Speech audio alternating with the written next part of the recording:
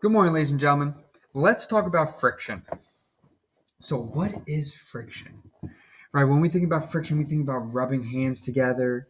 We think about rubbing our shoes against the floor, cars driving on the road, right? The tires, how much friction has been between the tires and the road. So, now let's get a little depth about what is friction and how can we solve for friction?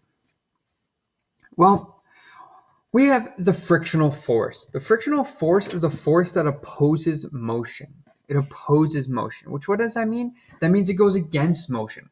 Whatever direction the motion is of an object, frictional force is going in the opposite direction. We denote the frictional force with F sub F. Right? This force, again, is always in the opposite direction of the applied force. Right? Don't forget, we denote applied force with a FA. So whenever you see an FA, that's the applied force.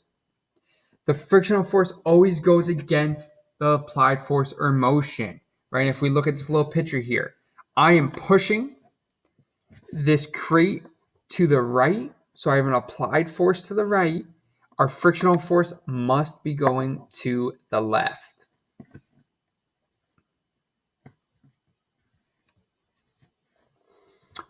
We then have this. We have what the normal force is, right? The normal force is the force that pushes on an object from the surface. And we denote the normal force with F sub n. Well, you may ask, what is the normal force? Like, what do you mean by that, Mr. Fossler? Well, I have this book sitting on a table.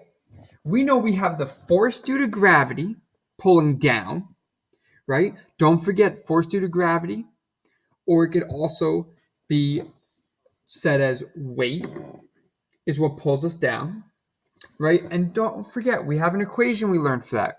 We know that F sub g is equal to our mass times little g. Well, we know that little g is 9.81 meters per second squared. So that's how you get your weight or your force due to gravity. The normal force. So we have this force pulling down, right? The force is pulling the book and the table down. But the table is exerting a force back onto the book. That's called the normal force. The normal force. Right? That's a force that pushes back up onto an object, right? That's from the surface. And our last definition we're going to need to know is the coefficient of friction. Now, guys, this one's a little more difficult to comprehend. The coefficient of friction is the ratio of the force and friction, right? The force of friction and the normal force pressing two surfaces together. So now we're dealing with surfaces, right? We need two surfaces when dealing with friction, right? The coefficient of friction is the ratio between how much friction we have and how much force is that normal force exerted, right? That's the coefficient of friction. Well, we have an equation for that.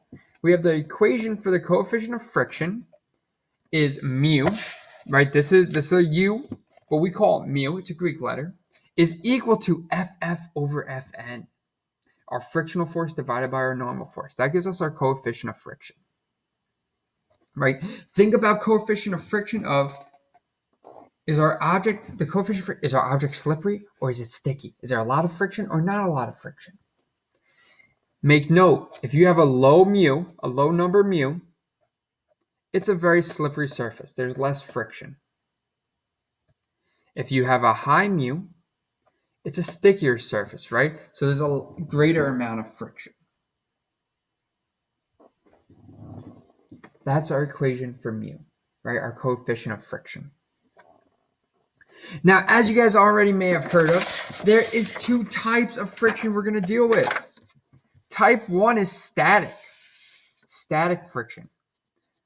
What do you guys think of when I say static?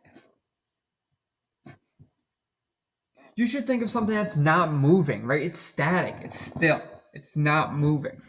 Well, static friction is the force of friction that prevents an object from starting to move, right? As an object is sitting there and I'm applying a force to it, it's not moving, it's experiencing static friction. It's trying to resist moving. It doesn't want to move because of this static friction. The object does not move.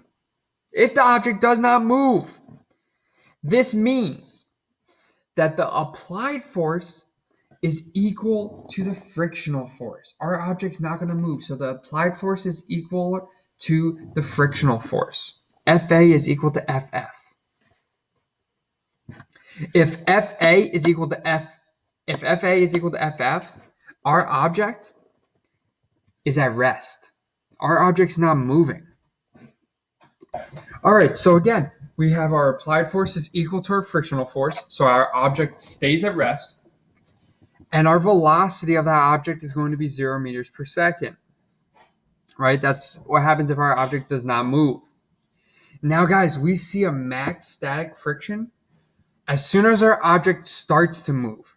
As soon as our object starts to move, that is the max static friction that is being applied. Here's our equation for static friction.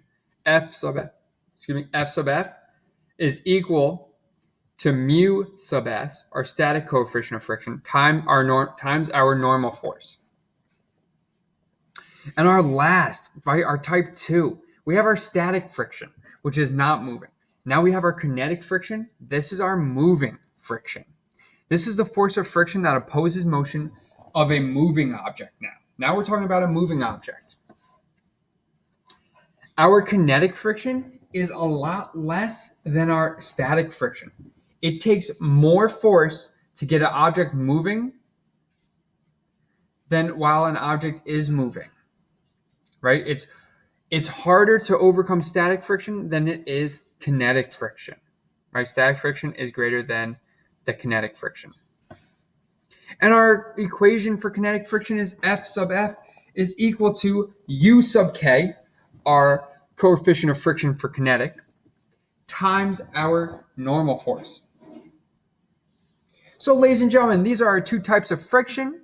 We talked about the important definitions that we need to talk about with friction. Until next time, we'll see you later.